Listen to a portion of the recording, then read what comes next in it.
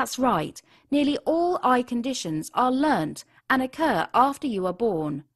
Think when you were a baby. You didn't need glasses in your crucial years to learn how to walk, see and learn. So why all of a sudden do you need glasses or contact lenses now? Dr. Sen then told me about research carried out in 1968 by Professor Francis Young. He led a research team to Alaska to study Eskimo families who were being introduced to the modern American lifestyle.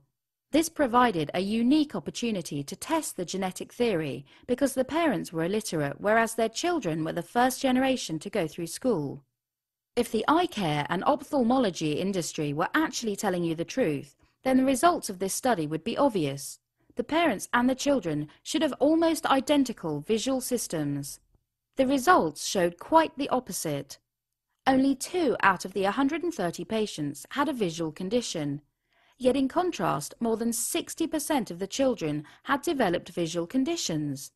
These children obviously didn't inherit the visual problems, so the conclusion had to be made that their new environment, in particular school and long reading sessions, had been the cause of their eye conditions.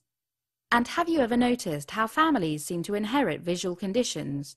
It's in fact not the condition that is genetically passed on, it's the trait. For example, with parents that read a lot usually means that children will also read a lot. And in turn, these traits are passed from generation to generation.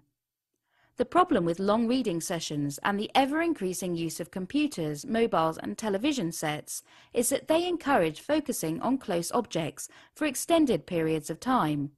This is exactly the opposite the way nature intended and imposes a large amount of stress on the visual system. Since this research, many others have run trials and come to exactly the same conclusion. And it's not just long periods of reading and the use of computers that are causing these visual problems, but a whole array of day-to-day bad habits that we are adopting, learning and passing on. Unfortunately, these studies, just like many others, have never been made mainstream information and suppressed heavily by the eye care industry. So what does this mean for my visual problem? I asked. I was told that not only were my bad traits causing my worsening eye problems, but my glasses too. Glasses and lenses were simply neutralizing the symptoms rather than correcting or curing the problem.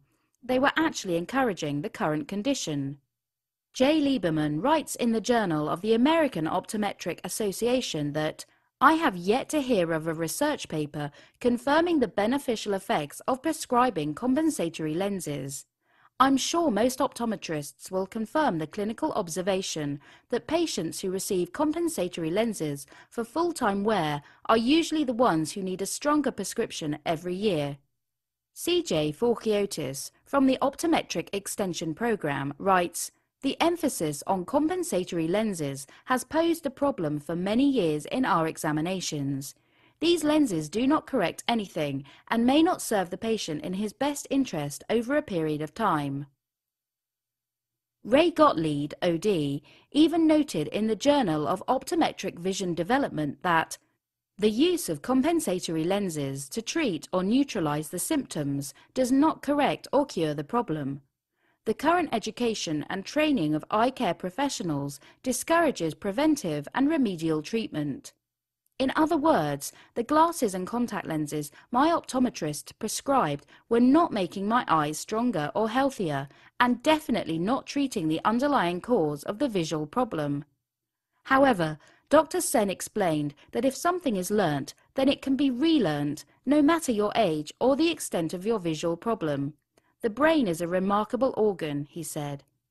Although many modern activities, such as using the computer and reading, were inevitable, it was in fact possible for me to completely reverse any eye condition back to clear 20/20 vision through a series of activities and exercises for the eyes.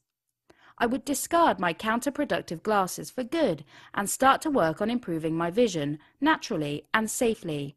He then ruffled through his desk and handed me a piece of paper with a series of handwritten eye exercises for me to perform over the period of 14 days. And then he sent me home, with no corrective lenses,